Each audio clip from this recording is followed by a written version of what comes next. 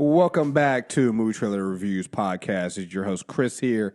And once again, it's becoming a regular occurrence. And you're actually going to hear him more later this month. Right. You're more of me. Yeah, you're going to hear more of him because we're doing a 2018. It's part of our 2018 movie preview episode. I got my man Tim all the way from the West Coast.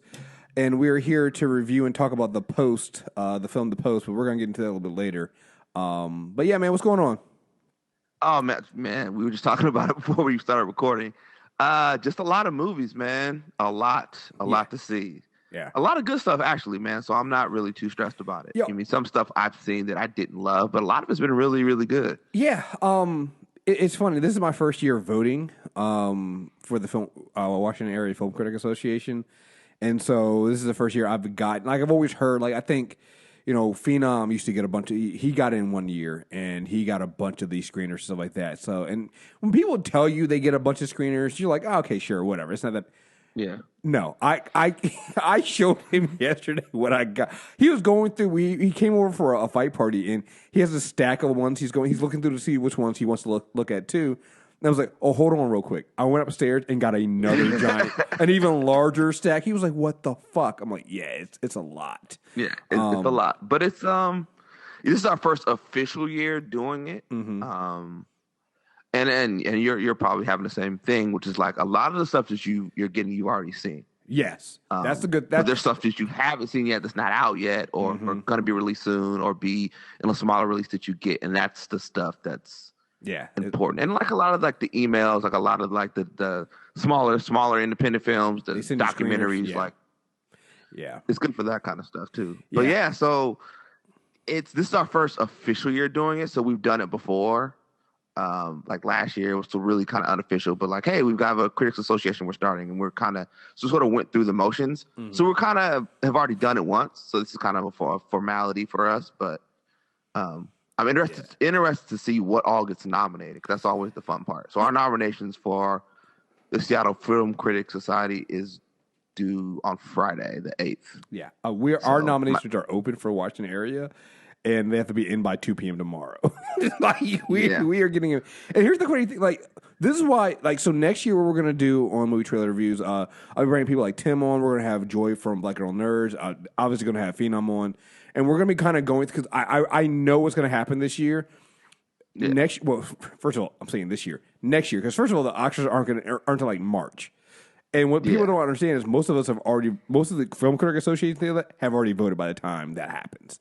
So knowing what some of the front runners are, or what some of these films are, I know right now this is going to be another one of those years where the films that win and the people who get nominated win, people are going to be really upset because they haven't seen these films. Because there are a lot of films out there that are really good that you probably will not hear of and probably would not have heard of and aren't going to see. So we're going to do on Movie Trailer Reviews, we're going to make sure we go through. And starting in January, each month, we're just kind of, I think we're going to do, I'm trying to figure out the format, but I'm thinking kind of like looking at some of the front runners.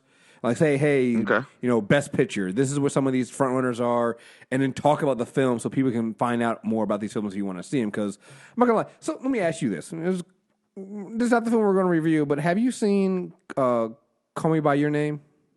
No, not yet. We're doing a screening tomorrow, but I can't make it. It's like tomorrow at 2. Okay, I'm very interested in hearing your thoughts on when you see that film.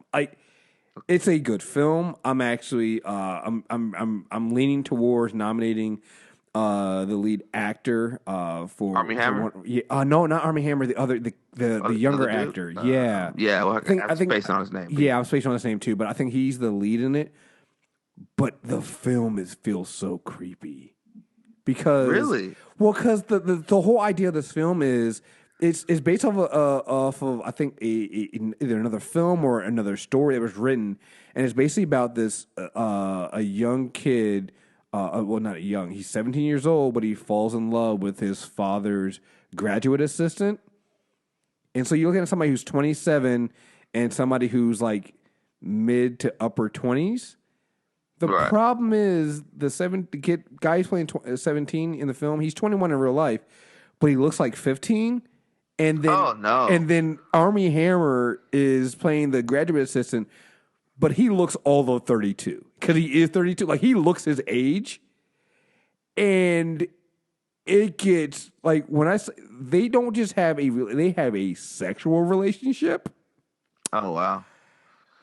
And yeah, it that could be a little rough. I couldn't finish it. Like it's a good. I couldn't finish it because it's just it was too much for me.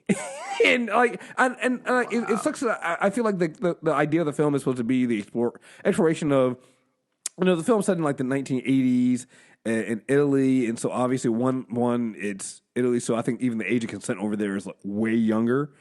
It's younger, and it's much I know. Right, and it's supposed to be like this idea of the tabooness of two gay men finding their sexuality and things like that, and it being like, and apparently, and the thing about it is the parents in the film are very understanding and open about the sex. So it just feels different, especially in this climate, in this climate that we're in right now. It just, like I didn't watch I refused to watch the Louis C.K. film and the Woody Allen film. I was like, they sent me those to me. I was like, no.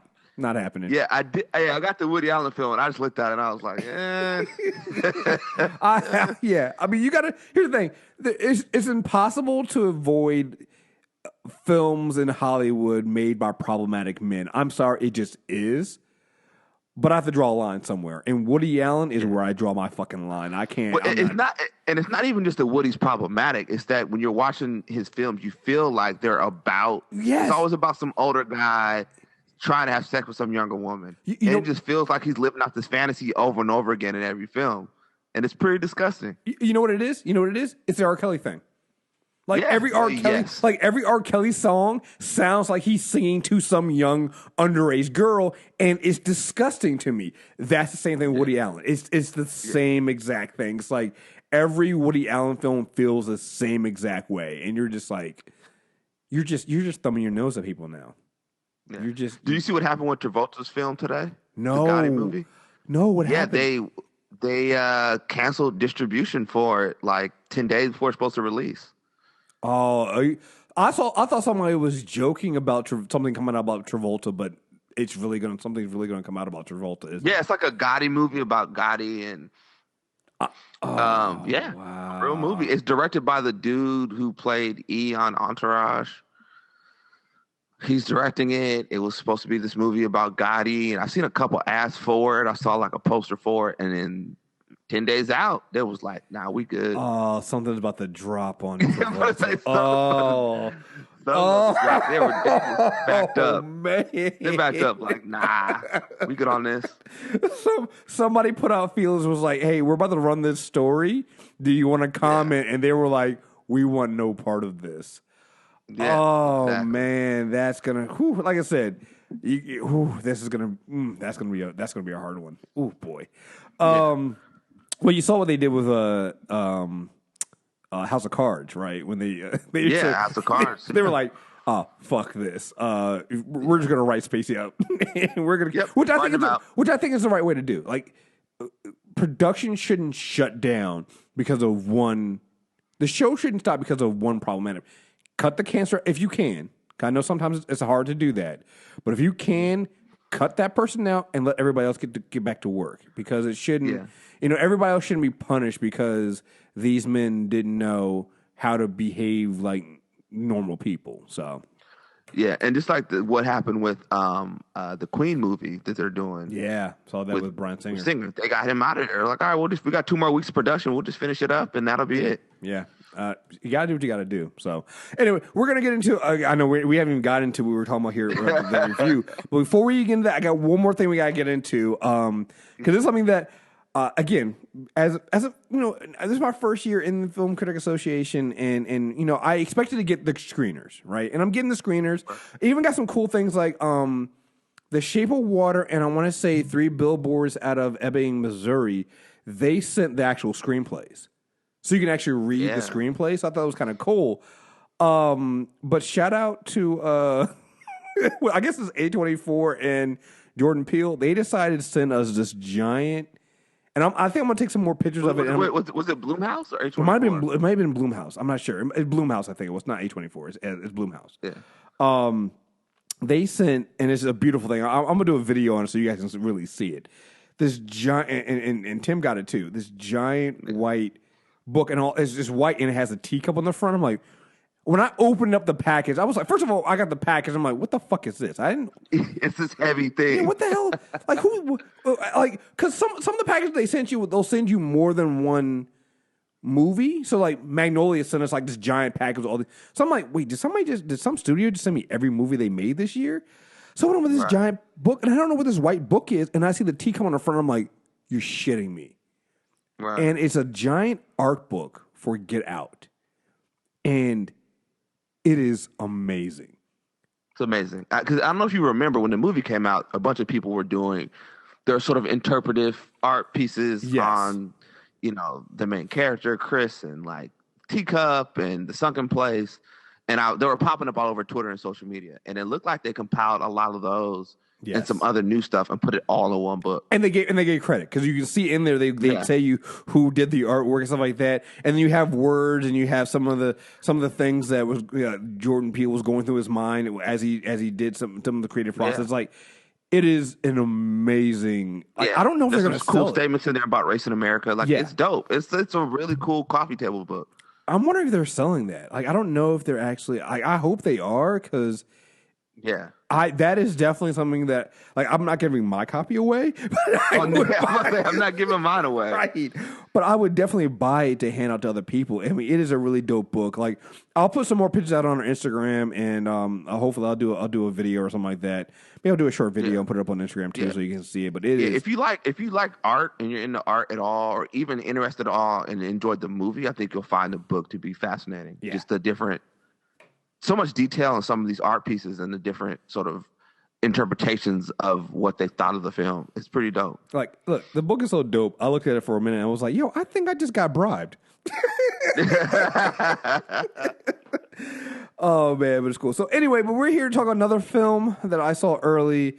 I think it comes out this week. Is it? No, it's actually no. It doesn't come out for a while. No. Well, I don't know. I think they're doing a smaller release and then the bigger release. Right, because they have to do the smaller release so it can get out, so it can actually be in contention. Yeah, because when is it? It's not January 12th, but I think it's not next week. I think the embargoes are up this week.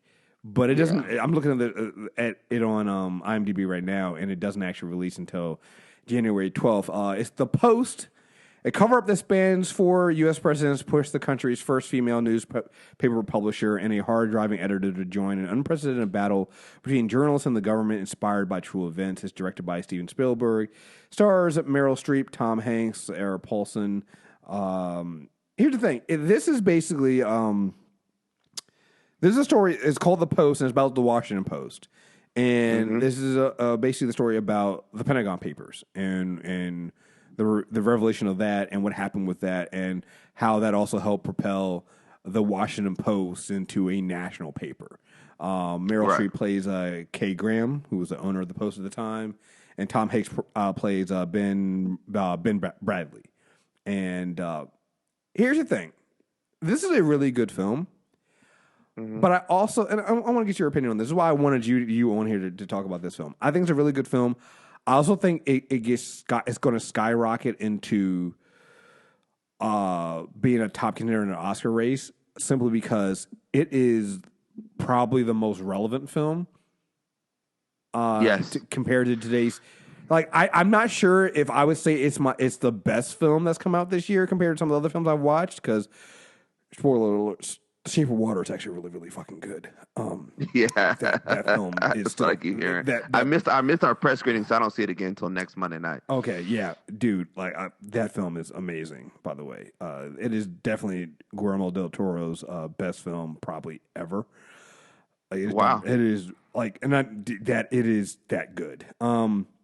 But this film, because it deals with the press and it's dealing with Nixon trying to suppress the press and freedom of the press and all that stuff. You juxtapose that with what's going on with Donald Trump in the press and what's going on right now. It is probably the most, and see that, to me, sometimes the Oscar races become statements. And I can definitely see this film winning off of being a statement because it is just... Meryl Streep gets on stage after winning for this movie. Exactly. It is you have a lot to say. I mean, it is just... There's not a lot to say about... I mean, it's just a really relevant thing. You're seeing the behind-the-scenes process of what it was for this local... Basically, at the time, kind of a local paper, the Washington Post. Yeah, it was getting a much smaller paper. Yeah, that was getting sourced, getting beat by the New York Times at the time. The Nixon White House basically shuts down the New York Times because they're printing out, parts of this Pentagon Papers. We're basically saying, revealing to the public the truth behind the Vietnam War and America's true involvement in that war, and basically revealing that. So go ahead. I was saying so the crazy part was happening. So at the time this is happening, the Post is thinking about going public. Yes. And so they're doing this public offering. So they're getting, a lot of, what sort of is circling the film, the fact that like she's really the only woman in a lot of these rooms. So it's a bunch of men telling her what to do, what not to do, and advising her on what to do with the company as it's going public. Meanwhile, the New York Times published the Pentagon Papers, which is essentially like you said, the U.S.'s involvement in the Vietnam War, their confidential top secret papers. The New York Times reportedly didn't put anything in there that was going to like damage national security, but it made everyone in the government look bad. Yeah, made them look bad, and that was it. And part of what they talk about, which I really enjoy, which is a cool moment between Hanks and Meryl Streep, is when they're discussing like being friends with the president. Like you're covering presidents, you're doing all this fun stuff, but at some point you have to report the news. And there's going to be this weird, like, what do I say about someone who's kind of been a friend to me? And then Tom Hanks told that story about what happened after JFK got shot and what she tells him. And I thought that was fascinating. Like that's in a moment where she's grieving, she still felt the need to be like, hey, man, like, you can't none of this is going to be in your paper. Yeah, you can't put any of this. And that was the other thing, too. That's what makes this film so relevant. I mean, beyond just the idea of, the obviously heavy-handedness of the president, past and present, right? The other thing that this film really does is it should serve as a reminder to media today what your fucking job is. And because again, the problem here is like Kay Graham was really close friends with Bob McNamara. At one point, Hanks' Ben Bradley shows up at a party that Streep is giving, and McNamara is there, and he's like, "Listen, I'm not going to tell you we have the papers, right? But we have the papers." No. He actually shows up to basically say, we need to get this information. The time we need to find out how the Times got this information. And he's like, "Yo, I'm working my sources, but you have a big source yourself, and you're friends with Bob McNamara right there." And so it, like you said, it comes down to, what's more important to you. Like honestly, I'm watching this film, and everybody knows who follows me on Twitter knows I always go in on Morning Joe with Joe and Mika, right? And when I'm watching this film, I'm immediately thinking of Joe and Mika because I'm like, they were so cool with hanging out with Trump until he turned on them. Exactly. They were they didn't care about doing their fucking jobs until it got real for them. And I'm like, and when you look at, how the 2016 election was covered, it feels like that. Like there's conversations that between Meryl Streep and Tom Hanks characters in this film, between Kay Graham and Ben Bradley, where you can see them working this out. It's like, listen, we can either be friends with these people that we're covering and keep those friendships, or we can do our jobs and report the news. Right. We can't do both. We can't do both. We can't do both. And the beef between Nixon and the Post stemmed from like the way they covered like a wedding or something. Mm-hmm. So we already had this beef that had nothing to do with the Post papers. And there's that scene between Bob and Kay Graham where he's just like, he sort of snaps like, man, if you report that, he's going to try to destroy you. Like, and it reminded me so much of Trump. Like, if you report this thing, he's going to come after you with everything he has because that's the kind of person he is. He's crazy. Right. They call him a son of a bitch or something. He's like, I mean, he's going to come after you. Yeah, it comes out to, and then also this idea of, it came down to also the idea of what kind of information do you publish? Like, is it, when you have sensitive information, is the sensitive information, it's also like a kind of it showed a difference between publishing information that they were publishing then, which is basically, there was no classified information. The information just made the government look bad. It embarrassed them. It was terrible. It was an embarrassment. Versus, say, like, when you have something like WikiLeaks, where they're literally posting things and putting people in danger. Like, it was a clear difference between those two things here, and you can draw those parallels and see, oh, that's the difference here. Like, here, these people were worried about, looking bad. Here, they're worried about making sure innocent people don't die. So totally different thing there, Right, and also there's a level of truth that comes to it, which is like, even with WikiLeaks, right? It's the internet. It's a bunch of other people saying, "Oh, that's not true. This is true." But during that time, it was one news source, man. It was the paper, and they printed it, and so it had the world's attention.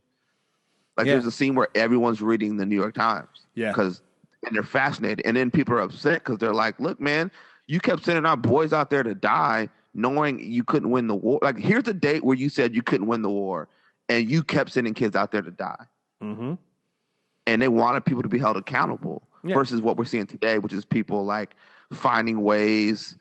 Like, I saw a clip today. This woman was saying, like, there's a group of women who weren't assaulted by Roy Moore. Oh, wow.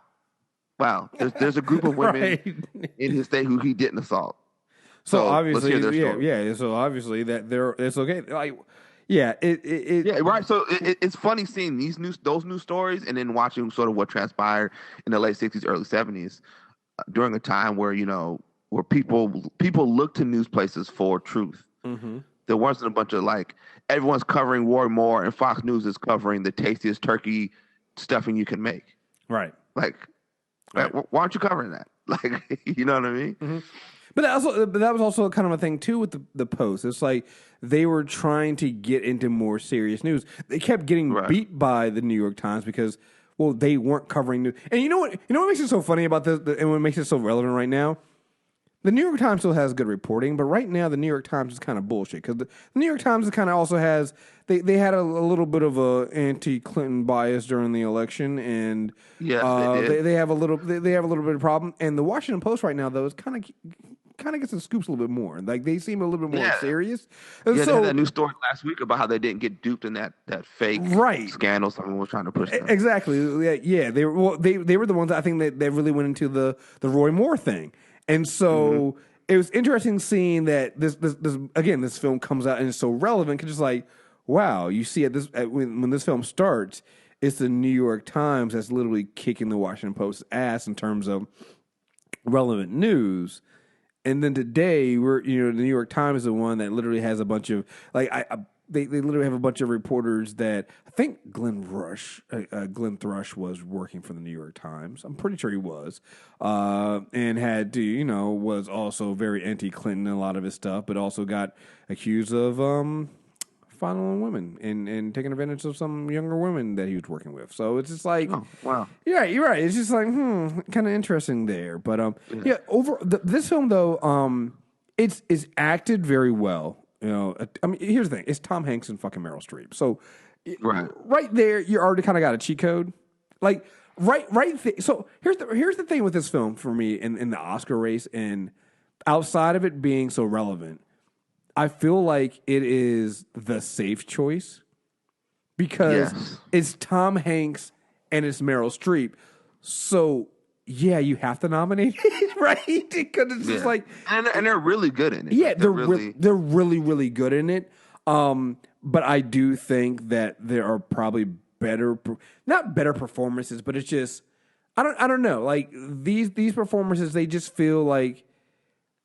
It's what you'd expect Tom Hanks and Meryl Streep to do in a movie like that. Right. It also feels very much like very cookie cutter in a way. Like, here's a really cool investigative procedural film about something that happened in the past, and you get two powerhouse actors to play these two pivotal characters, and they knock it out the park. Yeah, like I don't want people to think that I'm saying that they don't act well in this film. No, they're exactly what you would expect from Meryl, particularly their scenes together. Like when you get their scenes together, because here's the thing: like Tom Hanks plays this guy, plays this editor. Like I love the one scene where he's like there's a couple scenes in here. One when they're trying to decide.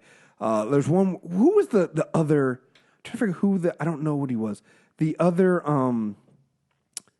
the first lawyer that shows up to his house when they're just, he calls dude from about Friday Night Lights. What's his name? Yeah, he calls a lawyer up, one of the lawyers up to see that, hey, listen, we're going to try to do this. We have the papers. We want to see if we're covered legally.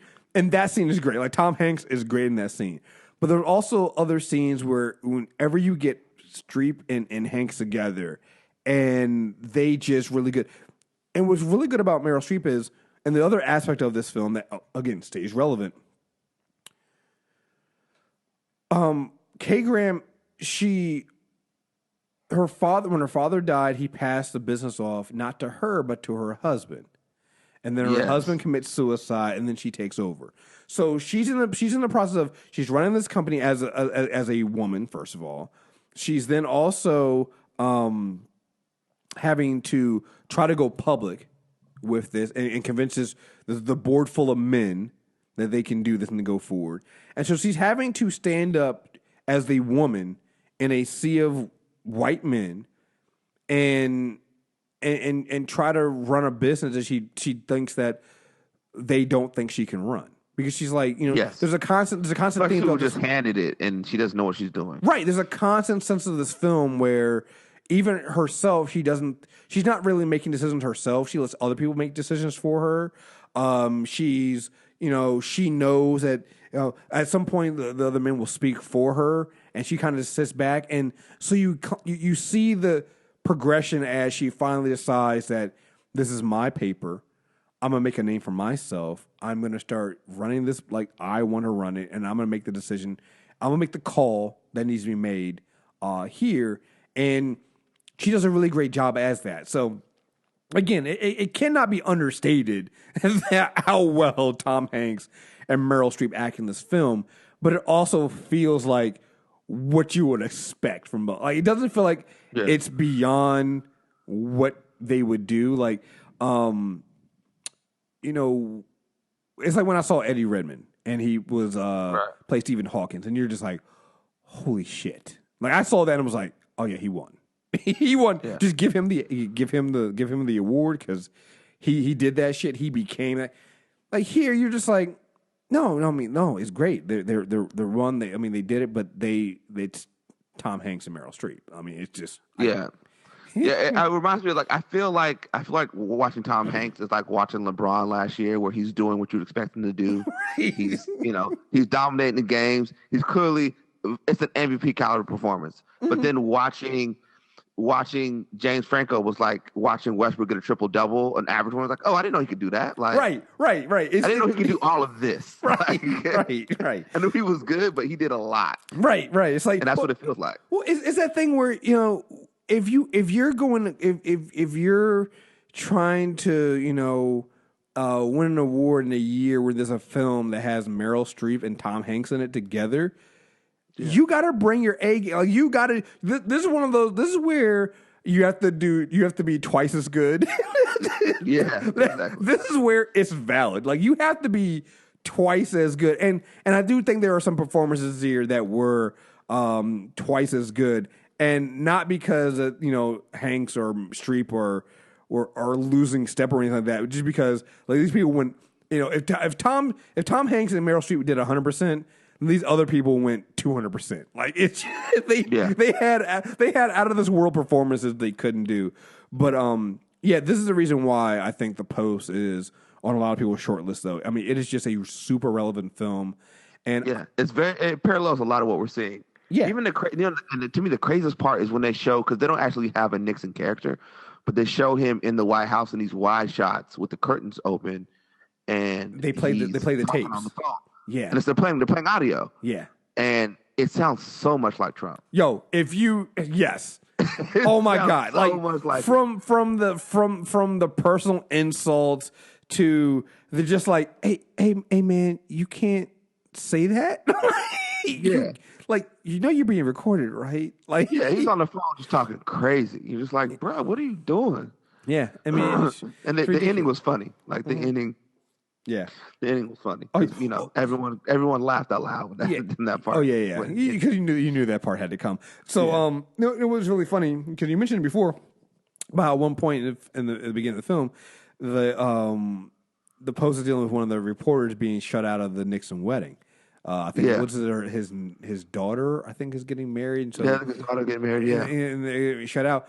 And I immediately thought about the fact that Trump did fucking like ban some like either CNN or some people from like the Christmas party or something like that. It's like same kind of behavior. Yeah, it's just like why would you do that? Like that doesn't.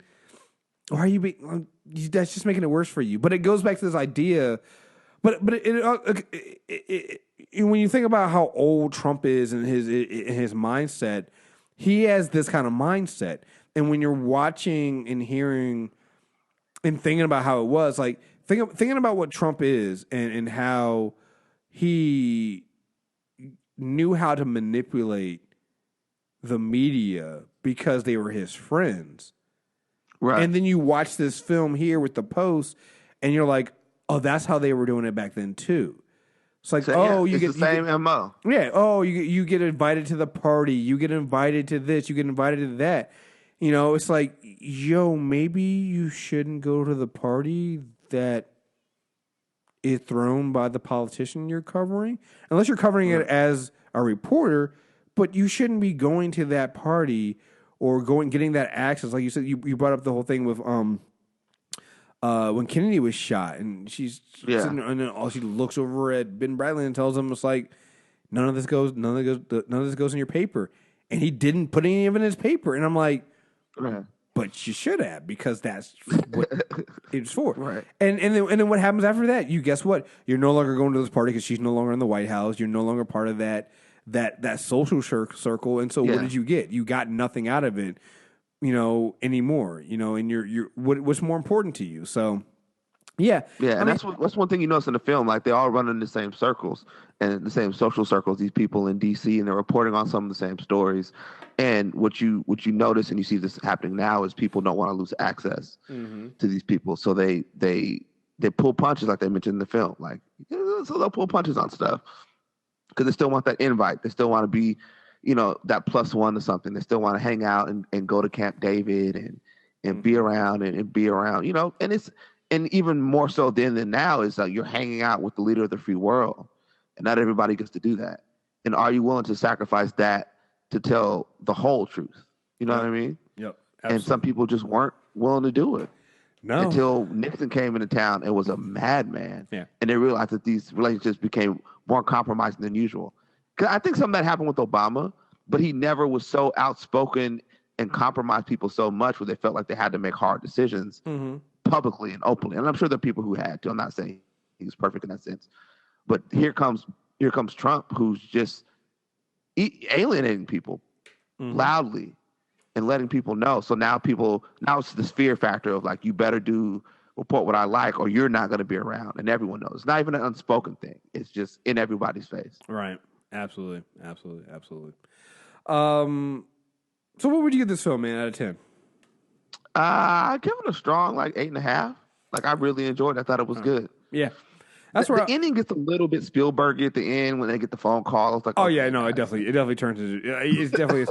So that's actually a good. I'm glad you brought Spielberg up here because we were talking about Streep and Hanks, and we damn near forgot it's Steven Spielberg too. So it's like you have a trifecta, and like you have you see those three names, like I already knew this before, without even seeing the film. I already knew, okay, this is an Oscar film. Like this is an Oscar film because you have Streep, Meryl Streep, Tom Hanks. Oh, and by the way, they're directed by Steven Spielberg. Right. Come on. Yeah. I thought Spotlight was a better sort of like news, investigative film.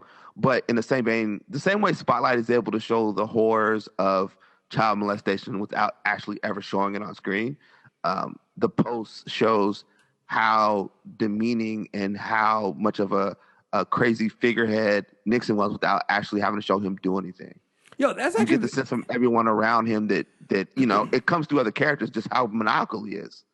That's actually a good point, because even here, the whole purpose of this film is to talk about, the war, the Vietnam War, and outside the beginning of the film, you don't really get any more visuals of the war, but you understand the impact.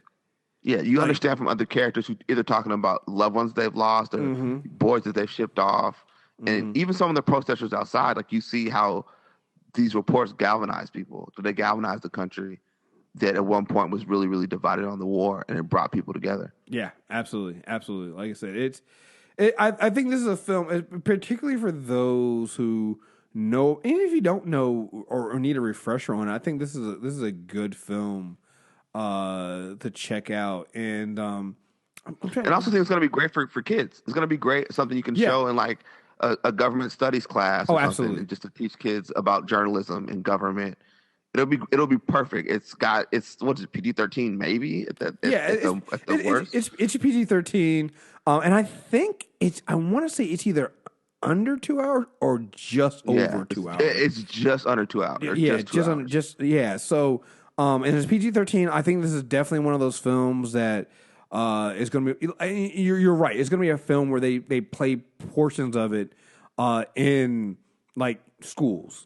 Or at least they should, because I think that is relevant. They really should, because it goes to like integrity. It goes into speaking of those conflicts of interest and things like that. And I think it's very, very, like I said, it's probably the most relevant film. If any of those you take from this, it's one of the most relevant films I've seen this year. Think about it. We even see it on our end with this entertainment stuff, and we've had conversations, off mic about just like, where's your integrity with the stuff you're reporting? Yeah.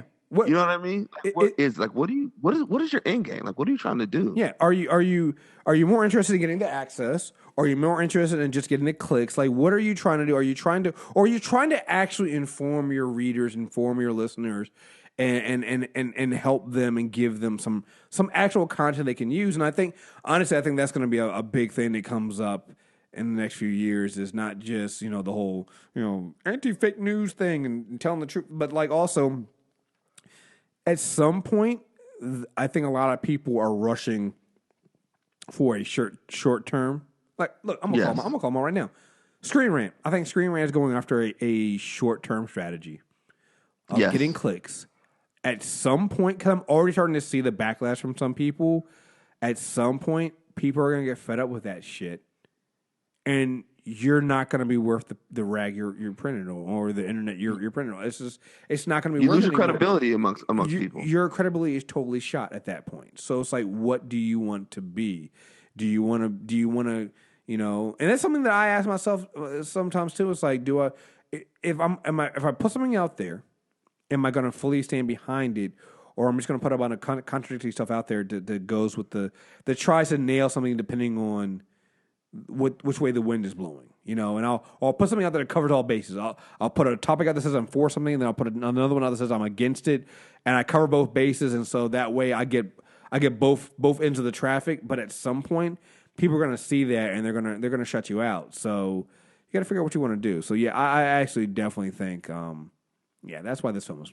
Yeah, it matters. It's why it matters because whether you're in politics or not, like if you're involved in any sort of journalism on any level, whether you have a blog or a podcast, you're going to be faced with these sort of decisions, right? Yeah. Right? Say it's one of your friends who ends up doing something foul, and we're seeing it now with this Me Too stuff, right? Yeah. What are you going to say? You can either not say a word, which is totally free and fine, right? But when you jump out in front, like, oh, I know this guy, he's my friend. Okay. Or you can do some disingenuous reporting about, you're trying to, blame the victim, or you can write something stupid like Lena Dunham did and, discredit the victim, which isn't necessary if you just want to support your friend. You don't have to do that. Again, it's about the short term. Yeah, short term. Trying to get out in front in this microwave society instead of like, you can wait and have a very thoughtful take, and I think people will appreciate that.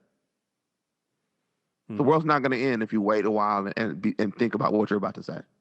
It's still going to go on. Yep, absolutely.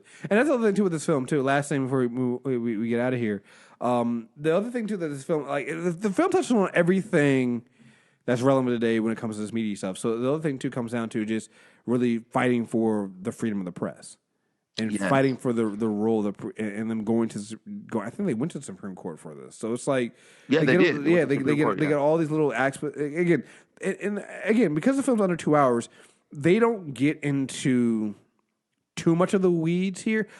I think the way this film is structured in a way that it shows you the little battles and gives you the little points it needs there, but it still focuses around the idea of the post going public, Kay Graham being this woman trying to take over this business and run this business, and Ben Bradley being this hard nosed editor who just is gonna buck the system. And like they're able to tell, like Spielberg and the writers were able to tell this story in a way that's still centered on them, but at the same time kept the story moving. Like it's actually again, and I think this is why it's a great film because of that, because it was able to, like, a lesser filmmaker wouldn't have been able to pull this off. It would have felt hollow. It would have felt something was missing. And like I've seen films like this before where they don't know if they want to go big and tell the big story, or if they want to focus on the local the characters themselves, because they can't do both. So they have to pick one or the other. This is one of those films that does both. It tells you the big overall story about freedom of press, the problem with the Pentagon Papers, the problem of not the media not holding the government accountable because they're getting kickbacks or they're getting benefits from being them. But it also tells you the story of Kay Graham, and so it's like, right. And you get a lot of these moments where you actually get these moments with Meryl Streep meeting with people and talking to her, or having these internal, like, not internal thoughts, but like she's having the struggle, like, what does she want to be like? How does she want to run this company? What does she want to do? Does she want to be the socialite out there who rubbing elbows with people, or does she want to get into the weeds and actually run the Post and take it national the way it needs to be taken? It's like you get that story too, and like you said, a lesser filmmaker would not have been able to do that at all. No. Yeah, I think that's part of Spielberg's skill in all of his films, right? His ability to tell like overarching stories and sort of like these other stronger stories in between. Even something like Jaws, right? The overarching story is about a shark showing up and killing people. But the other story is really about these characters and sort of, their journey. And it all connects, right? It's like even with the Post, it's really about Kay Graham, like you said. It's Kay Graham and these other characters. And the bigger overarching story, sort of like, I look at it kind of like a spider web. Like they're sort of all web out and they connect and they support the overarching story. Mm-hmm. So the film doesn't go too far into the Vietnam War, but you hear characters talking about how the war affected them. It doesn't go too much into, like, it's not like a Nixon story, but people talk about Nixon, how his effect on their lives and the communities around them. So they do a smart job of doing those things, of like, keeping it very much centered on its main characters, but allowing the story to sort of breathe. And it does it all in 2 hours. Mm-hmm. And I'm sure there's a lot that they left on the cutting room floor. I'm sure there's a bunch of stuff that absolutely.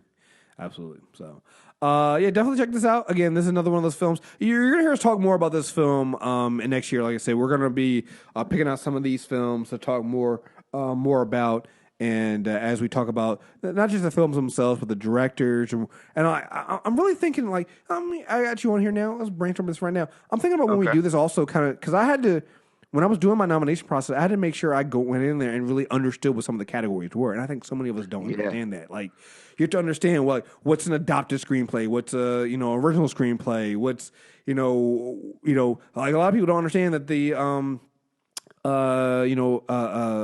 best picture goes to the producers, not the director. It's like, so I want it when we do these series next year on the Movie Trailer Reviews podcast. I really want to kind of go into some of that stuff, and then as we talk about these films and talk about from that aspect of it. So I'm really excited about what do you think these films would be eligible for? You know what I mean, yeah. So for sure, that's good. I think it'll be informative stuff. So we're gonna look to do that early because I'm trying to find different ways of doing that for each of the podcasts on the network. Have their own little thing, and we put movie reviews out here on the Movie Trailer Reviews podcast, but we don't have a screener. There's no podcast that day. There's no podcast that week. So I'm trying to, and sometimes there's like 3 because we had like 3 screeners in a week. So I'm trying to find some way of actually getting us so that we have some content that we can put out. So if there's not a screener or there's not a movie review that week, we can do some other stuff like that. So stay tuned. We're gonna try to turn it into an actual movie podcast. We do more than just review stuff. So stay tuned and check us out. So.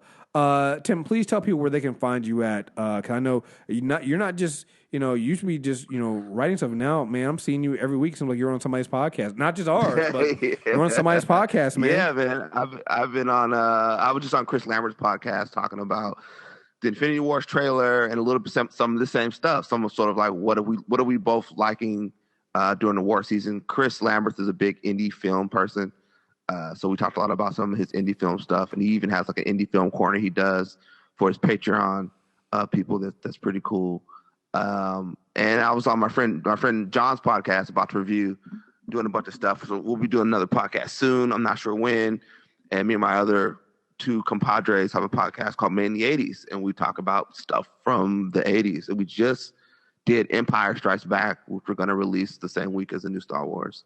Oh yeah, it was fun looking back at Empire, man. That's been the most eye-opening thing I'm doing, because you're looking at stuff that you love through a different lens, and you don't necessarily love it as much, or you love it more than you imagine. It's like the nostalgia reviews I do, man, on the premium. Yes, exactly. Like it, because sometimes you're like, man, I know this one's not going to hold up. And you watch it like, well, no, it kind of did hold up. The other times, like, man, I know this one's going to hold up. Then you're talking about it, I was like, oh, man, this does not hold up. Like, man, I would cape and stand for Predator 2 all the time.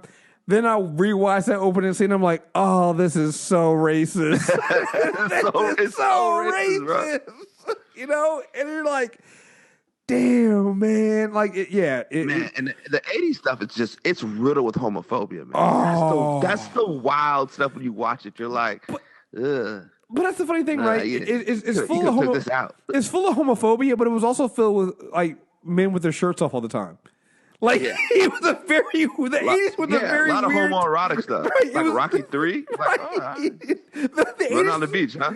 The 80s was a very weird time in that everybody was homophobic, but at the same time, men wore like everybody liked the village people. Like men dressed like just like it was this crazy. Like, really, you guys are dressed like this, but you're gonna make a blatant statement about whether someone's gay or not as like a point of reference. Man, in the film. I don't want no fairies around here. Now, there's a lot. Hand me my half shirt fishnet so I can put it on here on my bulging, oiled up muscles. Just like, okay, yeah, it's right. Oh, so man. I think we're doing Die Hard in a couple weeks for Christmas. Oh yeah, because it's Christmas movie. Yeah, it was a fucking Christmas movie. You got to do that. Die Hard. I can't wait to Die Hard. I have a lot of thoughts on Die Hard, so I can't wait to do that. Yeah, Die Hard. Oh, you know what? We did. I was just talking to Ashanti. We're going to try to record a couple of Scare Staldas so we get them out early next year. But I think last year we did, or the year before last, we were talking about Gremlins for Christmas. Oh, wow. Yeah. Have you guys covered Wolf Cop yet? No. You got to watch Wolf Cop. It's so out of bed. It's so crazy. It's so crazy. Yeah. You know what? I've seen the trailer. Yes, I know what you're talking about now. Yeah. Yeah. There's another Wolf Cops with the sequel. Another Wolf Cop. Of course there is. Yeah, at some point. So that's what I've been up to, man. Just a lot of movies. You can find my blogs. There'll be a lot coming out on thepeoplescriticblog.com. I'm sure I'll have a Star Wars review. I'm sure I'll be on some podcast talking about Star Wars at some point. and all the other stuff that's like Jumanji's coming and Shape of Water. Yes, I said I'm just laughing at Jumanji. I think it's gonna be fun. Yo, I keep hearing people say that. I keep hearing people have hope. You know what it is? It's Kevin Hart and The Rock. Like that's what it is. Oh, 100%. That's what it is. Like we'll see, man. We'll see. And then you'll be on with us. Like I said, I'm not sure when we're gonna record it, but we're gonna be recording our 2018. I gotta start prepping for that. Our 2018 movie preview, so we can just go through all. There's a lot in 2018. Ooh, man, a lot. Yeah, it's gonna be a lot. A lot of good stuff. I was just watching something that was like horror films to look out for. And some of them I hadn't even heard of. There's one with Emily Blunt and John Krasinski, whatever her husband. They're staying in some house. It looks creepy as hell. So yeah, there's a lot of horror movies coming out next year.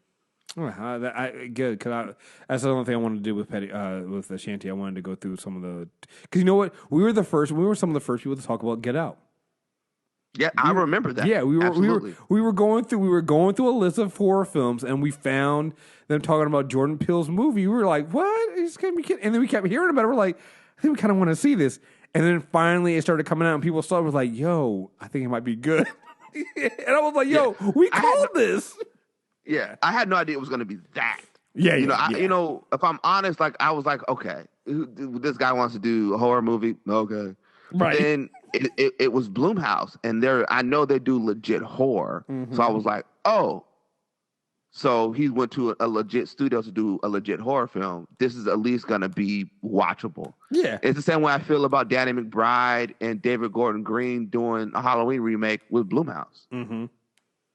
I'm like, oh, that's what they went for, and it's. You guys are gonna be serious.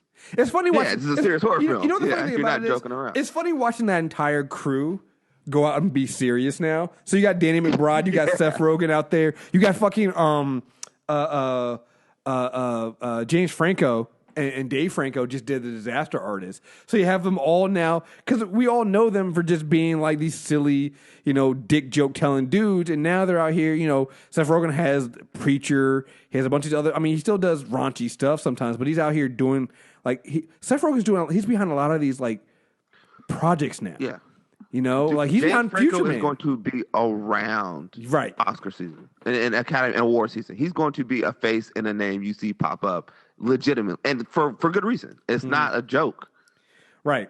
And so people are like, oh, you really like him in that movie? I'm like, yes. I'm also like, oh, so you haven't seen it. That's my question is like, oh, you haven't seen it yet. The only thing that's going to hold them back is you're not going to take them serious up front.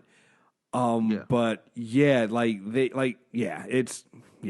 it's a lot going on there. So, anyway, let's get ready to get that. Make sure you guys subscribe to us on YouTube. I've been putting out more YouTube videos and stuff like that. We're really getting up there now. We are almost at 750 subscribers.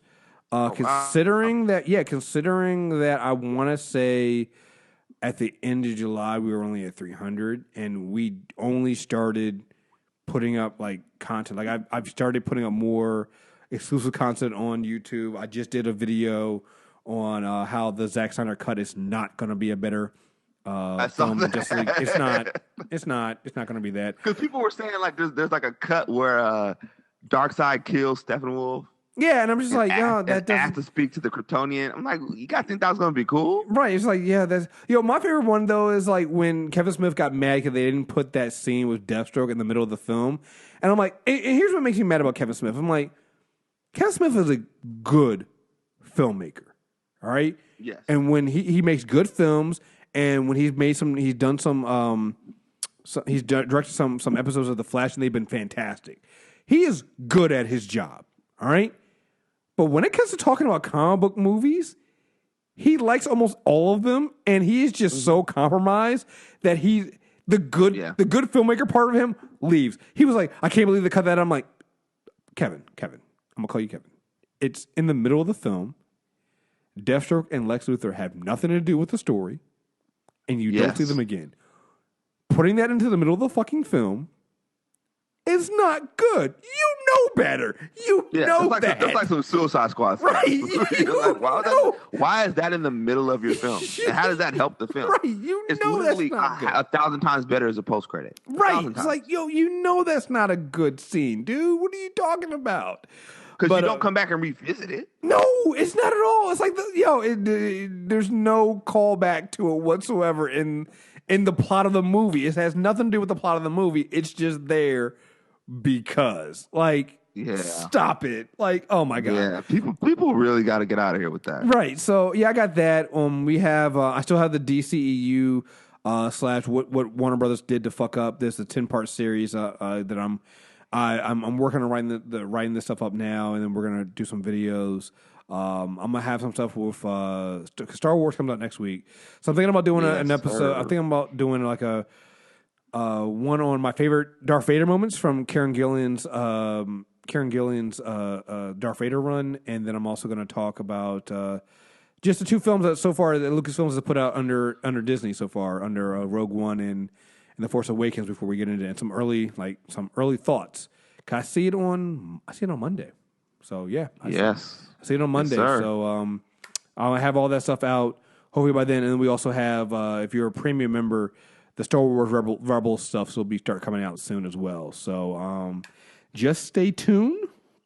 Make sure you subscribe to all of our podcasts here for the movie review stuff. Subscribe to Movie Trailer Reviews on iTunes, Stitcher Radio, Google Play Music, and follow us on YouTube. And start following us on Instagram too. I'm gonna start putting more stuff out on Instagram. I'm really starting to, at this point, I've been being old and not really like I'm on social media, but I'm not really using it correctly. So I'm trying to get more hip, as the youngsters say, and use my social media more correctly. So if we have an account, follow us on there. We're gonna start using it more. So like I said, I put a picture of Maximus up today. Maximus is, and apparently people say they like that. They want more pictures of Maximus. So you see more pictures of Maximus on mine. There you go. More pictures of Maximus. Yeah, more. Follow me on Instagram. You get more pictures of Maximus. There you go. So, and that's MTR Network. So again, folks, thank you guys very much for listening, and we will be back soon. So peace.